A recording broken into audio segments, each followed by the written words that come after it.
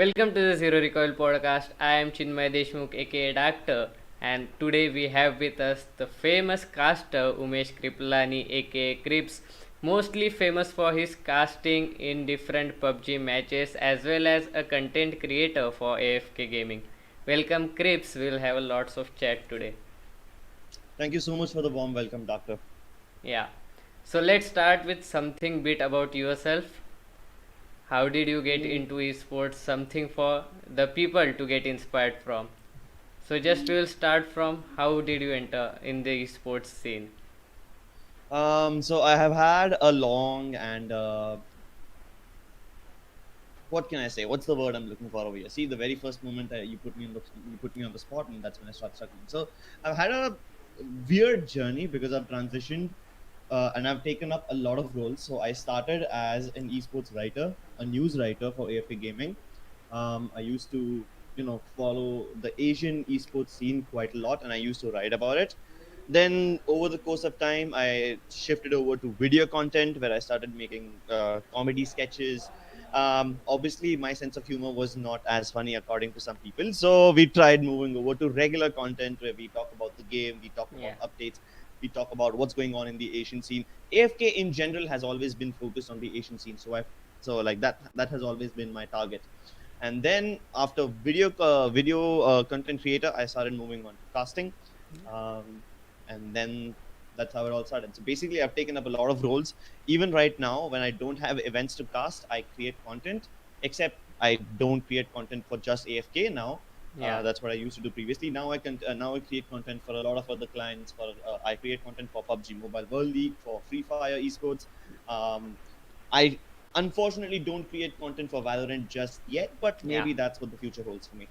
Valorant is kind of big game right now in India. India is currently having a lot of Valorant players and a lot of hidden talent coming all over from the bits of the Hmm. country. Hmm. Yeah, so which sport was that which inspired you the most to come into the sports scene? CS:GO, definitely. That's always been the love of my life. I started playing CS when I was in 10th standard. That is 2012. Yeah, 2012. CS:GO was already released, but I started playing CS 1.6 at that time in cyber cafes with my friends. I mean, at the start it was just fun and games, right? You just wanted to be the best player Yeah. in your cyber cafe, and then eventually the best player in the city, best player in the country. But then I realized, hey, you know what? There are people out there who are much better at me, at the game. So even though my aim is shit, I know about the game. So why don't I just talk about it? Yeah, That's there's a how I. lot of talent out there in India. Just Hmm. not many places to get recognized though. Yeah, I agree. There is a lot of talent out there. Although I think it has nothing to do with the cities. It just depends on how dedicated you are. I mean, due to the wonders of the internet, and I mean, you can see the miracle right here, right? My internet hasn't failed yet. That itself is a miracle. And because of all the other miracles of the internet, no matter where you are, whether you're in Mumbai, whether you're in Delhi, or whether you're in a small city, a tier two city, or maybe even if you're in a village, it doesn't matter. As long as you have an internet connection and a camera, you Yeah. can do your work and you can get it done. Internet is basically connecting us, but what it's lacking is the ping issues. The ping issues in game are a lot high.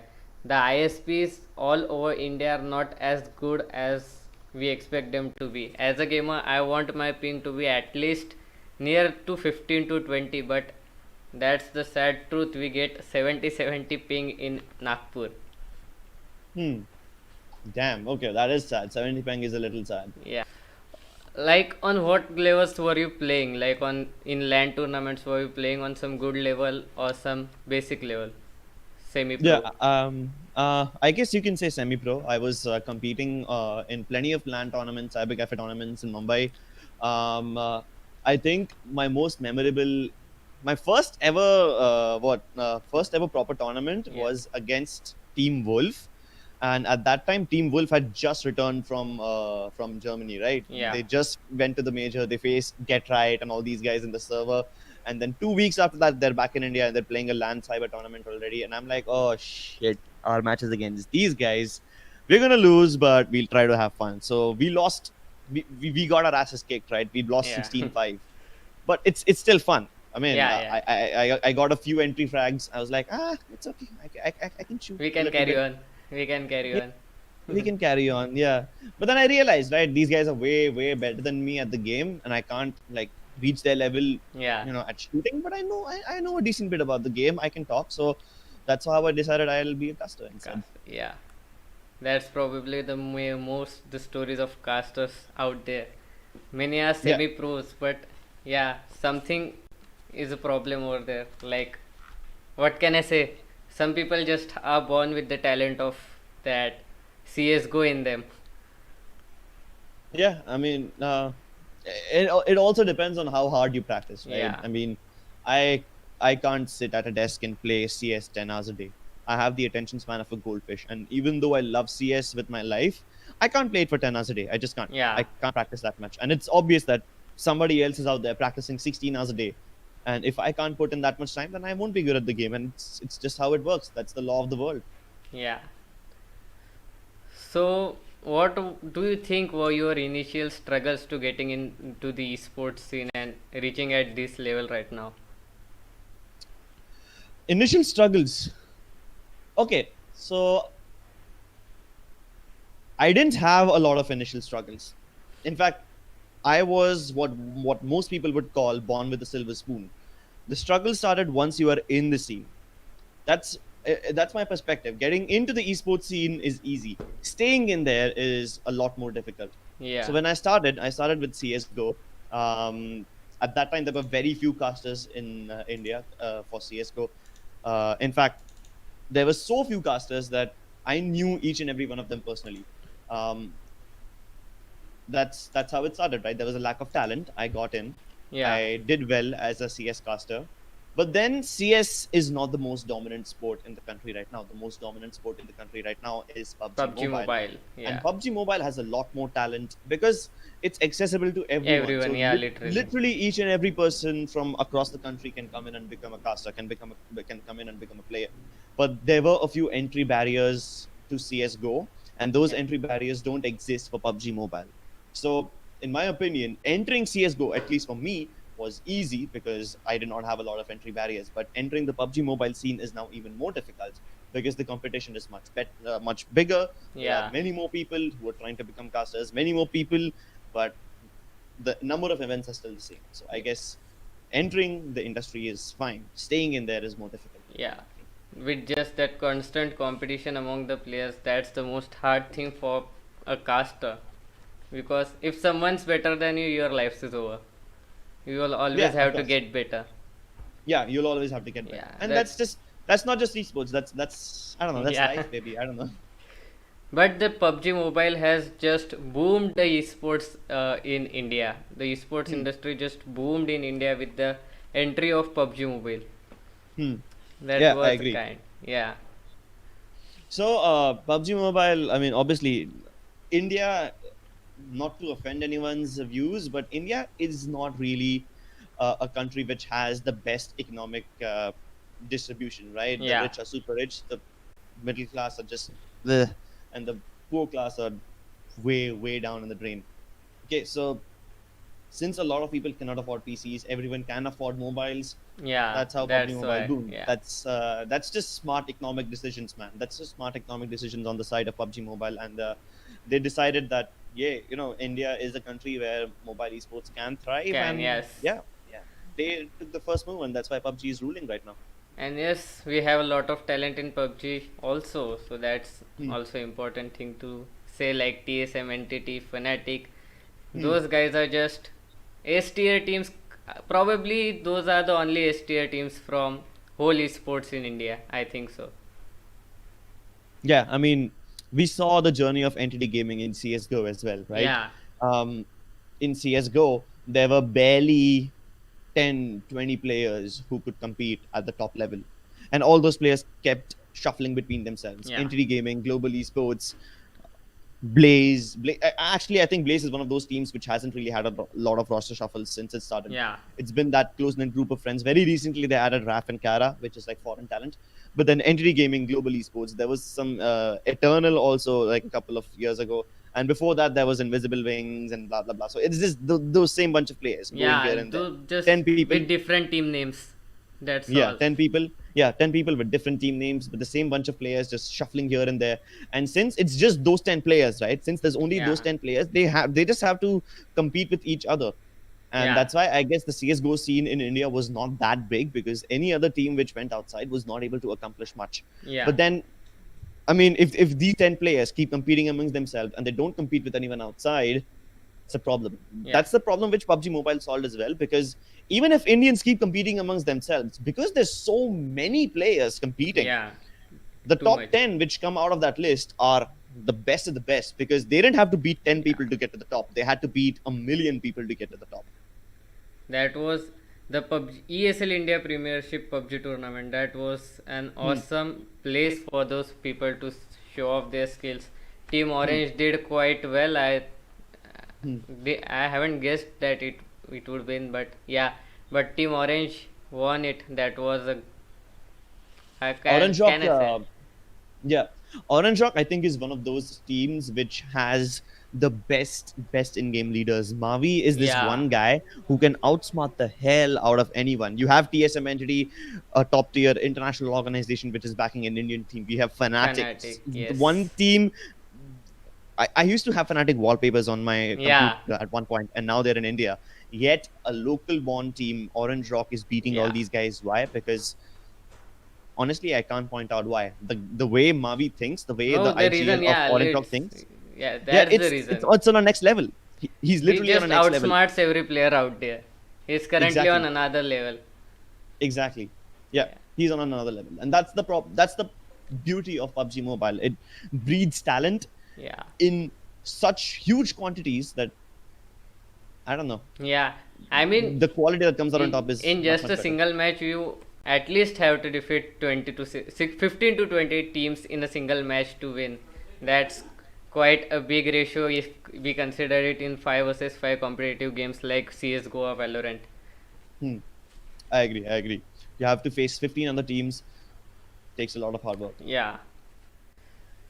So let's get back to you and just we get back to the point where you just broke into the esports scene or you were struggling during the esports, though you told us that you didn't have a lot of problems, but still getting an entry and just staying over there might be some financial problems or not, I don't know. But how was the support of your family?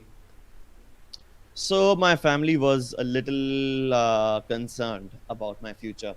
Um, so what happens is, when I was a kid, right? I obviously was interested in video games, but I had this the talent of public speaking. I think I Yeah, always had it. I used to be very heavily involved in theater, in dramatics, in debates, speeches. I even represented, like in sixth standard, I was in Egypt.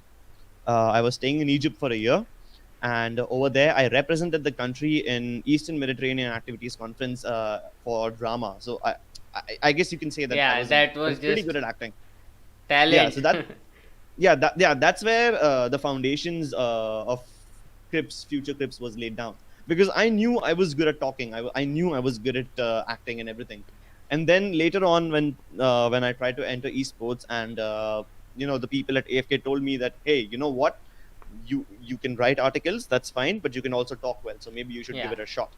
So that's when my family came in, right? They said, okay, cool, look, as long as you're in college, as long as you don't have anything else to do, you can focus on esports, just get good marks.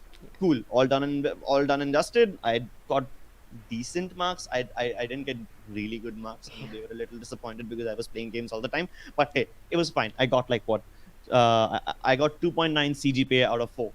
yeah, That's that's decent, I think. decent. Yeah, That's decent. Okay.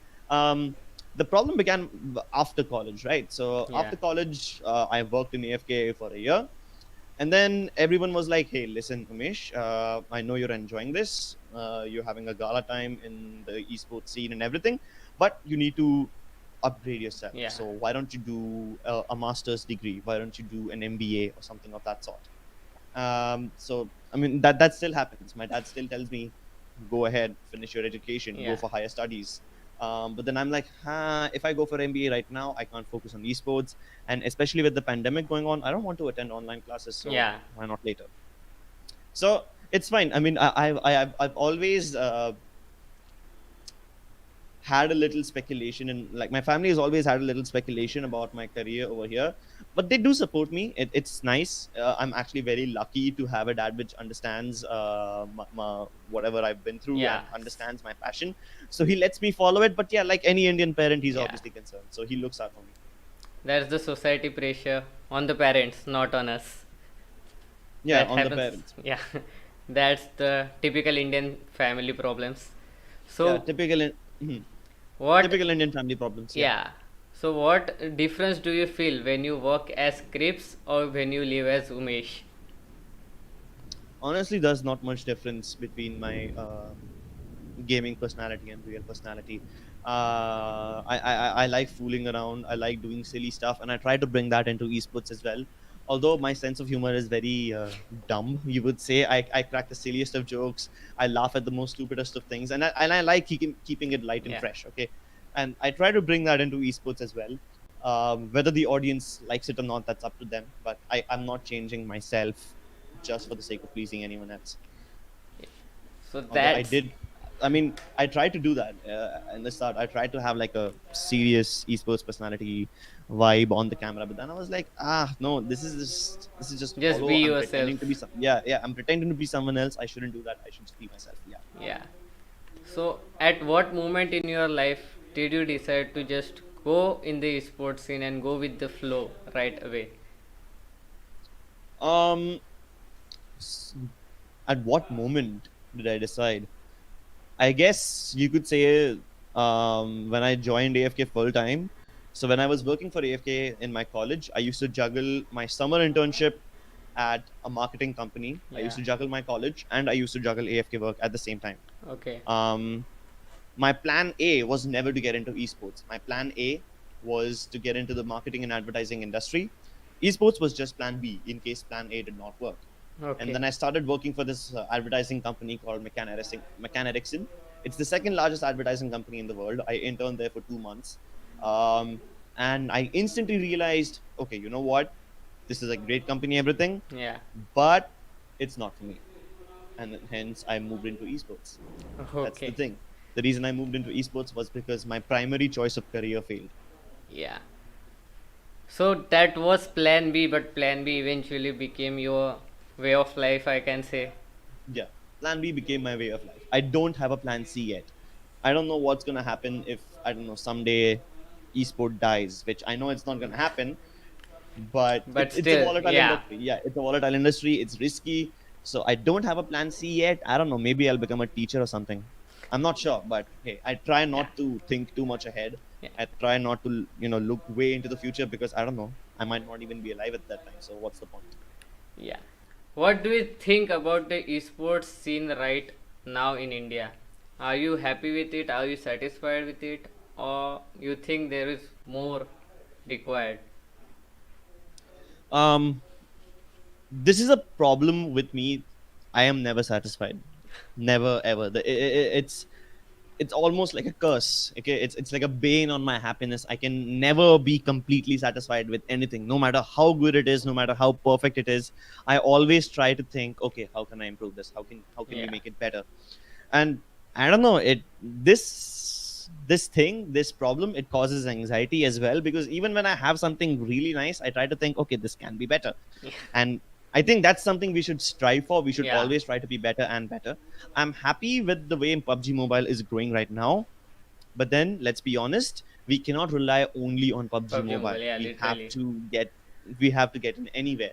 Dota, it was such a good scene in the country. Yeah. Dota is not really that popular anymore. Even ESL India chucked it out of the premiership because it apparently wasn't getting Wasn't, enough yeah. numbers.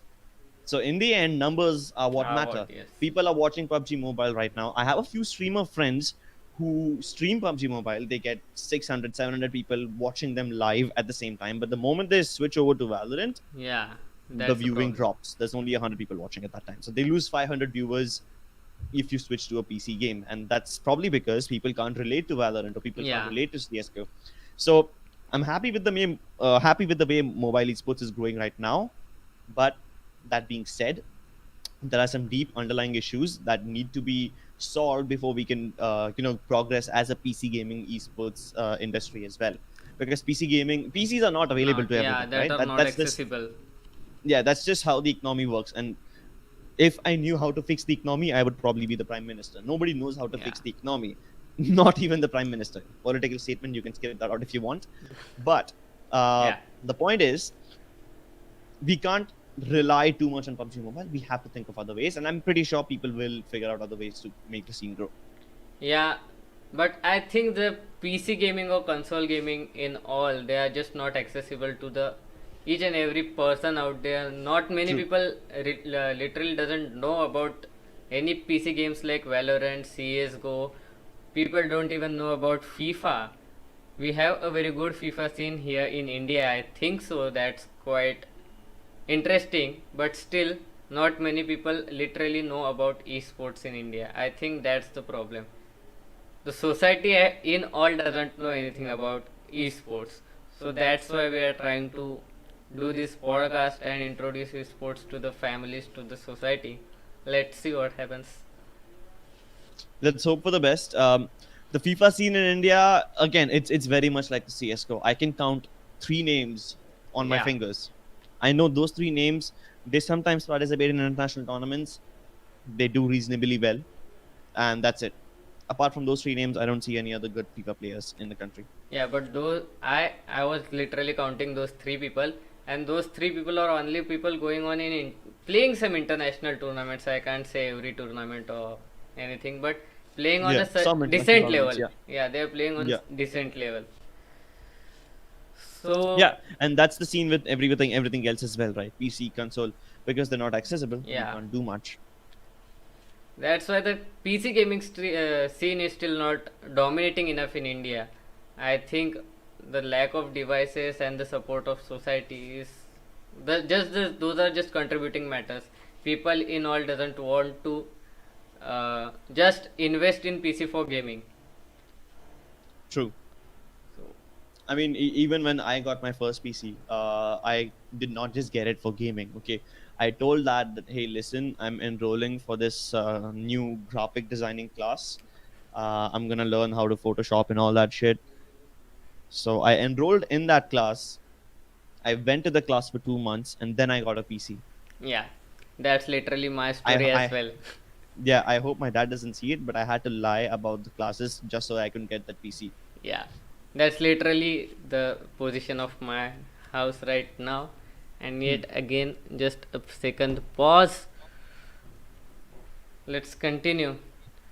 So, as a content creator, you may be seeing a lot of small IG pages. You keep a look on these people, these new content creators, what we can say, the new people in the industry who are trying to break through.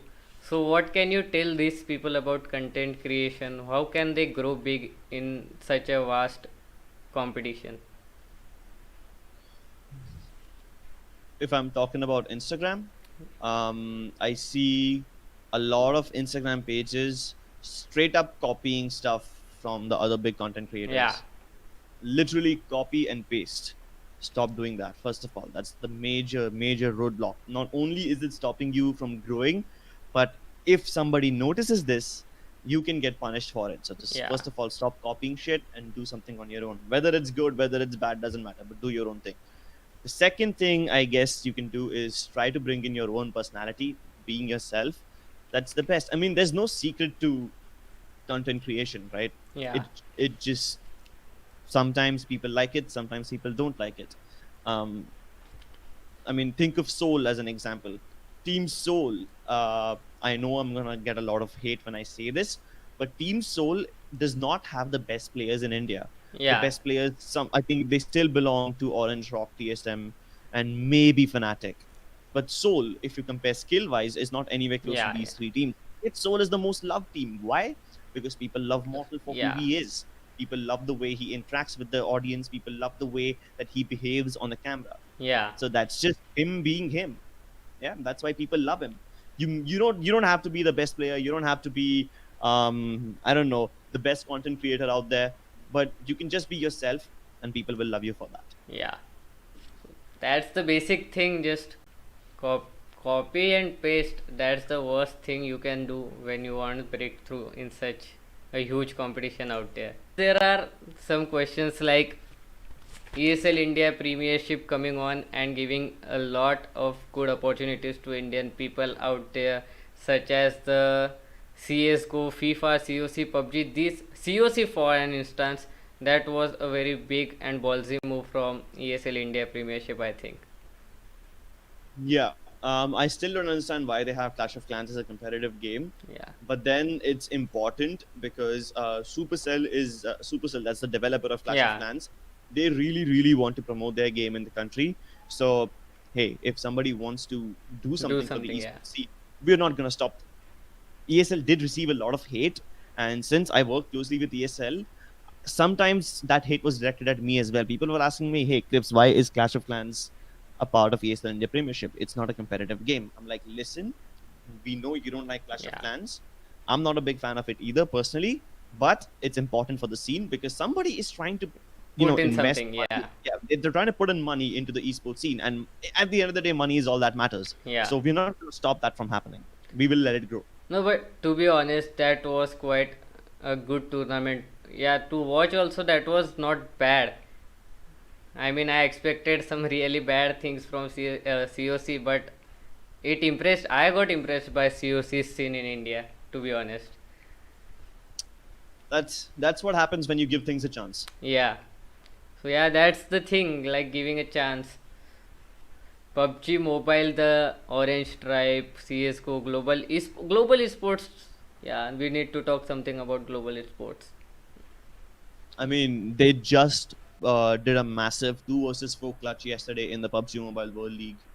Global Esports is not called Global Esports in the Synergy, PUBG. yeah. They're called Synergy. Synergy. And just yesterday, they had a massive 2 versus 4 clutch. I think it was against Team Box Gaming Yeah. on an angle. And when I was watching that game, I was like, holy shit, this is unreal. That's the part of the game, but PUBG never fails to surprise you. That's for sure. Every time I see a clutch situation, every time I see someone left in a clutch situation in 1 versus 4, it can go in anyone's favor. That's just PUBG Mobile for you. Anything can happen at any time. So yeah, Yeah. PUBG Mobile. You are watching PUBG PMWL PMCO so closely. So Hmm. what can you tell to the Indian people, Indian community about PUBG Mobile? So who are trying to get in the scene, who are trying to make some moves, who are trying to get in professional playing something. So if somebody is looking to get into the scene as a professional player, I can't guide you much. I'm not a good player myself. Okay, I don't even play the PUBG game on the mobile. I play it on the PC, Yeah. and that's what my knowledge comes from. I watch PUBG Mobile, but I play PUBG on the PC. I hate playing games on the phone. Um, I mean, why would I play on the phone when I I have have a PC, PC, yeah. right? Yeah. So that's where most of my knowledge comes from. So if you want to become a player, I guess the best thing that you can do is keep working, keep practicing, because there's really no substitute for practice. Watch a lot of POV content. Yeah. If let's say, for example, sometimes Jonathan streams his game when he's playing a championship game, when he's playing a tournament. So watch that stream instead of watching the match, because you will get to see what goes on inside his head. Yeah. Try to look at those videos where the teams are communicating with each other. You try to see what's happening in their brains, because honestly, there's two things necessary if you want to become a good player. One is aim. Nobody can teach you how to aim. You just have to practice, play, muscle memory. That's where the aim comes from. But the brain part, yeah, the brain part is something that you can develop on your own. Yeah. That's something that you can learn. That's something that can be taught. And you can watch it, you can learn it, and you can improve yourself instantly. Aim takes time to improve, but the brain thing, yeah, that can be improved in the curve for that thing is insanely steep. Yeah. You can rise up really fast. And even when I create content, even when I do analysis for the PUBG Mobile streams, or when I try to create content that's gonna go up on the official PUBG Mobile page, I try to create content in a way where I highlight the brain part of whatever the player Yeah. did, because I can't teach people how to aim, right? So I can just break down what a particular team did, what was going on in their minds, and I try to put that story forward. Storytelling is an important part of content creation. That brings me to the second part. If you can't make it into the scene as a player, you might try to become someone who is facilitating the other players. There's Yeah. so many roles in esports. I mean, casting and playing is just Two parts. Yeah. one fraction. It's like 2% of the esports scene. The other 98% include a lot of things. There's league ops departments, there's venue management, there's crowd management, there's social media, there's stream moderating, there's esports photography, production. Production itself has like 10 different Yeah. subgenres because it's such a complicated aspect. There's video editing, there's um, some people specialize as interviewers, some people specialize as research people. Observers. Yeah. Yeah, observers. Yeah, Yeah. there's so many different things that you can do in esports. There's at least 50 different types of professions in esports. Like on an average, it takes somewhere around 20 to 30 people to successfully execute an esports event. Yeah. 20 to 30 job titles. That's what esports is all about. People only see playing, casting, two people. I get so many DMs on Instagram saying, hey, I want to be a caster, and I tell them, why? Have you considered something else? Do you know what all exists? Are you sure that you can only be a player, you can only be a caster, or you can only be an observer? There's so much more that people don't realize. Yeah. Off-screen jobs are too much in esports. People just don't know about them. Yeah, exactly. People don't know about them, and that's one of the things which is stopping the esports scene in India from developing. Because you see, a lot of people aspire to be great players. Yeah. I'm sure that, I don't know, all the best players in India, their DMs would be flooded with messages like, "Please teach us how to play. Please show us the way you think." But then that's just one aspect. There's so Yeah. many other things that people are not aware about. And I guess when people aspire to be, I don't know, something like an esports research specialist, where all day is sit on your screen, watch the matches, and figure out how a certain team likes to play. If your research is immaculate, if your work is great, I would hire you in my team specifically to counter-strike someone else. Yeah. There's so many other things that you can do. There's so many other, like, I have never ever seen a person who tried to be an esports photographer or an esports Esports. producer. Yeah. They don't, people don't have a dream that, oh, I want to do this, but people do have dreams, oh, I want to be a player. So if people are more aware about the jobs that exist, maybe that would Yeah. help. That's a lot, and literally on the online tournaments also there are a lot of things. I literally want to focus on the things such as observer, producers, directors. These three people just connect the whole tournament with everyone, Yeah. and still they don't get enough attention. Just just because players and casters are on screen, people doesn't know Yeah. about those background jobs that matter a lot. So that's something people need to think of when considering Yeah. a job in esports. Definitely. Yeah. So thank you, Krips, for coming in to the Zero Recoil podcast and having a nice chat with us in the second episode. And all of you guys who are watching, just like, comment, share, and subscribe this video.